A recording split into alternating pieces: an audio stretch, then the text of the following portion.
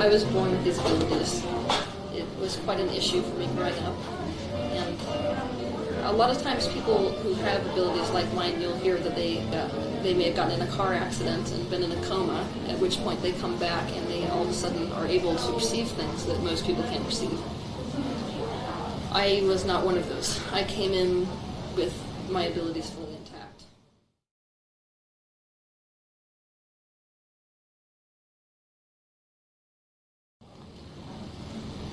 Well, this always presents a problem because many people have said, if you study philosophy, that we could be calling the same color purple, and to you it's a different color than it is to me.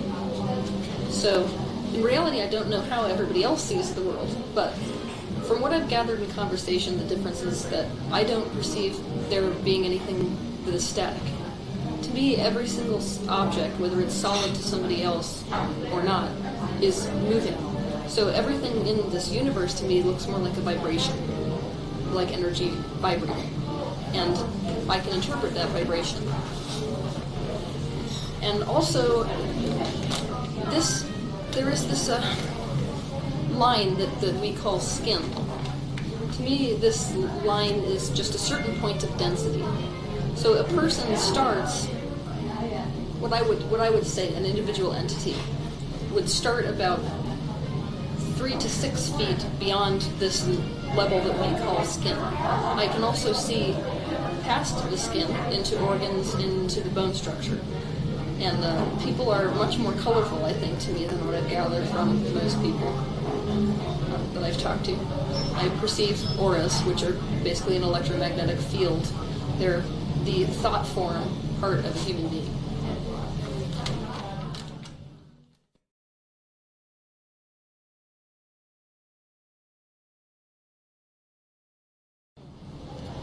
So when I refer to source, this would be another word to use for God. It's not the kind of God that many people think of in terms of this being that is sitting there playing us like chess pieces. We are portions of source.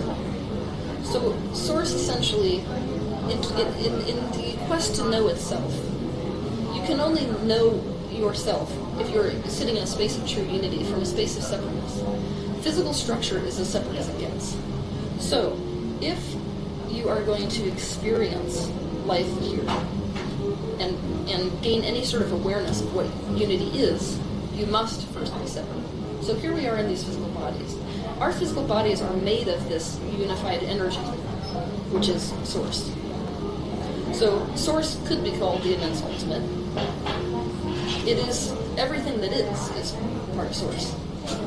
But this larger part of source, which is not practicing this point of view of separate physical structure, is still immersed in this complete unified space.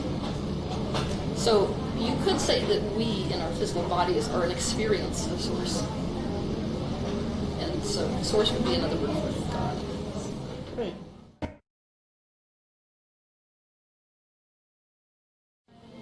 I refuse to affiliate with religion because I don't believe in separation.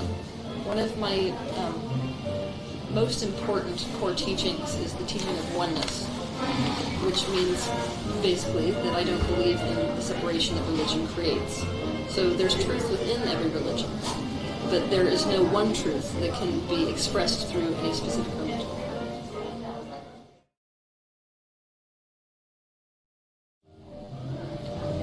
That's a loaded question.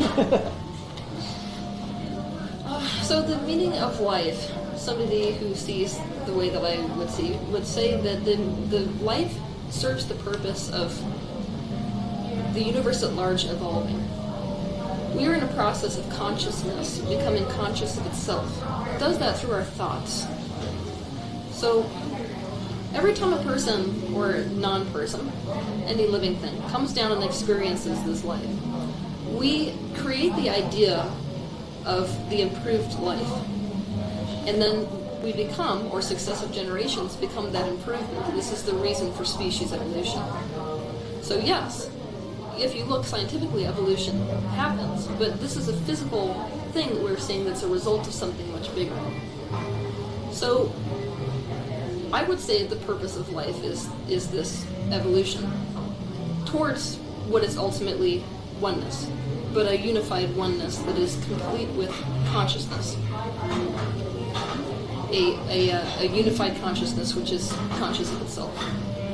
It's a very complicated subject to understand from a three-dimensional standpoint, like a human's brain is, but you can access this sort of truth through meditation or any of these type of things. However, what's very important to note is that the way that you find a way to evolve in this life without having to die in order to realize it is that you have this emotional system within you. This emotional system, if you're going to treat it like a compass, is telling you whether you are in line with what you are going to evolve towards or whether you aren't. So you either have to die to realize this evolved scenario, or you can experience it in your life. And the way you do that is by aligning with what I call your bliss. So a person, if they're going to live life in a state of happiness, is much closer to this purpose of life than somebody who is in a state where they're unhappy most of the time. So on one hand, you could say that the purpose of life is evolving. That's a bigger picture. On the second hand, you could say that the purpose of life is happiness.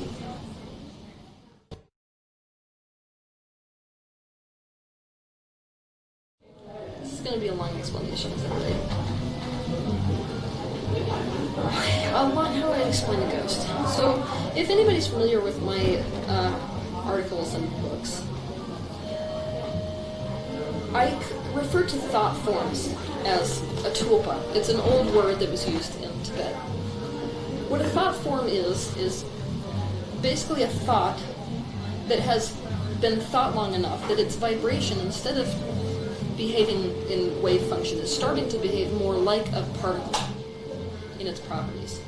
So even though it does not have what we might call, to some people it doesn't have a sight and a sound and a texture, it still has more of them than just the thought that you would think of as an abstraction. Thoughts are not abstractions, but it's a more manifested version of thought. And these thought forms can at times meddle with electricity. They can sometimes manipulate physical objects. They can manifest in many ways, and they're incredibly dependent on people who are focusing on them. So if somebody who is able to see them comes into a room like me, the chances are you're going to get a lot more poltergeistic activity, what people would say is poltergeistic activity, because they can actually utilize the energy off of other things within this universe in order to manifest themselves. When you die, you are source energy. So your energy, which you are completely focused into this physical body with, will pull back out of this physical body. It stays behind. Will pull back out of this tulpa, which a thought form is essentially the idea of you. So this identity that you have in this life, any issues you may have from this life, is part of this idea of you, which I call tulpa. So you will pull back from that, and you're now part of this unified consciousness source, what most people call God. However, this thought, because every thought that's ever been thought exists, is still vibrating. And if it's got a lot of energy, which it does it often does when there's a situation where a person dies and they have a lot of emotional energy going on still, like a murder, this energy can sort of surge into form. So people may perceive them moving things. People may perceive them trying to get messages across, things like this. What most people don't understand is that there are two types of tulpas. There are the exiting tulpas, which is what a ghost is. That means that it's not connected, essentially, to this bigger source. It's just this idea that's still operating and still manifesting itself with those previous issues that it had before it died. Which is why there's this whole thing about ghosts having unfinished business. It's that your identity, which you have left behind in death, still is participating in its prerogative. It can be talked out of this. I mean, you can focus it out of it. People who are living can focus these thought forms out of form into the light, like you would say. But there's also an entering toolpath. So when people are on their deathbed, quite often they will suddenly be able to speak to people that they knew during their past. A lot of people around these individuals will say, "Oh, well, they're hallucinating." When what it actually is that in their coming so close to death, they are able to now have this more objective view, and so they're able to see thought forms. And so this energy that is part of Source can come back into one of these thought forms. You can reconnect with anyone. I mean, potentially if you die, you can reconnect with a thought form that happened centuries and centuries ago. But let's say that I had an incredibly good friend and I had died, this life was over, I'm now part of Source. I have more objective view than I ever had before. I can reactivate this vibration of this thought that that person knew, the me that they knew in this life. And if they're going through a difficult situation, it may be of benefit for them to see me in that light again, because that's the one that is familiar to them, the one that comforts them. So I may choose to go back into that. And this is when you call this type of ghost is an entering toolpath, not an exiting toolpath, which means it has a direct connection to Source. This is also what people say, as call angels. This is what an angel is. It is the thought. This Source has projected itself into a thought that is not quite a physical structure yet, but it's still serving a purpose here on this earth, which is different than a ghost, of course, which is this external toolpath, which is just a thought form of you, the idea of you in this life, which is continually sort of stuck in this pattern of vibration still.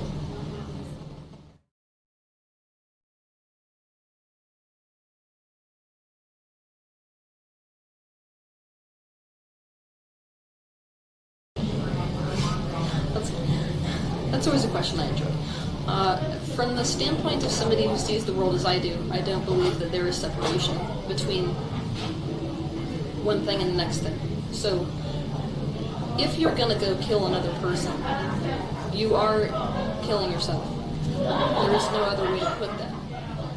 So, while I understand that Or is creating this incredible contrast and comparison for people to give birth to this creation of peace that they would like in the world, I think that there are better ways to go about it.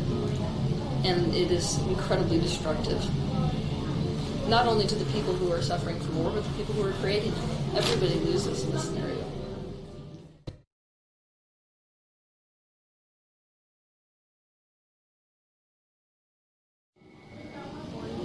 Alright, so from a three-dimensional standpoint, which is this reality that we live in our physical bodies, we have this sort of perception that reality exists outside of our physical bodies, that we're players, sort of pieces of this bigger game, and we're either being played or playing in a field which exists without our attention to it.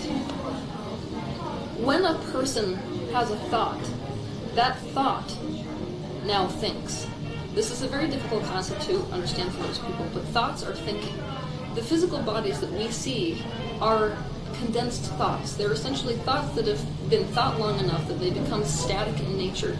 That means that they behave like particles instead of a waveform. So thoughts are things. Yes, thoughts are things.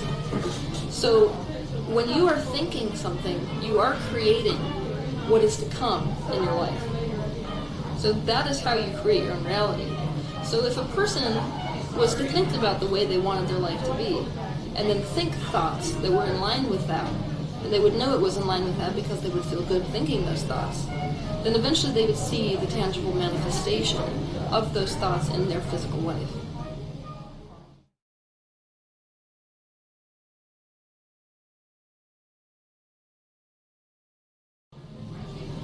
To someone who has come in with full knowledge of what happens before and after life, your emotions are much more complicated than this. yet much more simple. Your emotions are like a compass. So in your life, they're pointing you basically, they're telling you at all moments of the day whether you are walking down the path of alignment with what it is that you desire and what you want, or whether you're out of alignment with it. And so, if you are practicing thoughts that are causing this sort of energetic discord, if you will, with the things that you want and the things that you may not even know you want them. A lot of people aren't really quite sure what they want.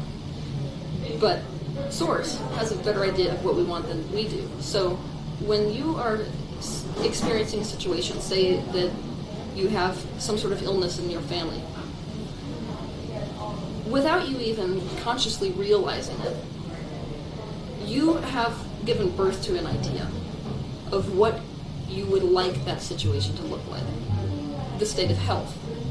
But if you are continuing, so in that moment when you have hatched this idea starts to become a tangible reality. So it's starting to vibrate. If it vibrates long enough, it will become in the physical dimension.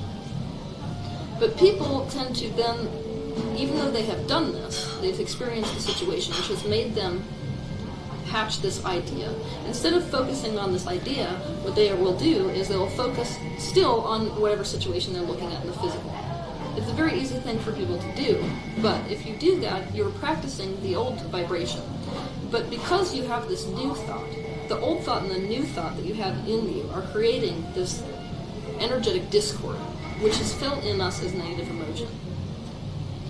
So, if you are trying to create your own reality, and the purpose of creating your own reality is essentially the evolution of this universe, if you are going to be focusing upon this new improved thought, you're going to feel better. That will feel like joy, and it will feel like happiness to you.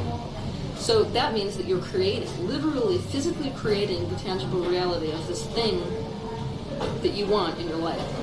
And that's why happiness is important. Because it tells you at all moments of the day whether you're focused appropriately or inappropriately for you.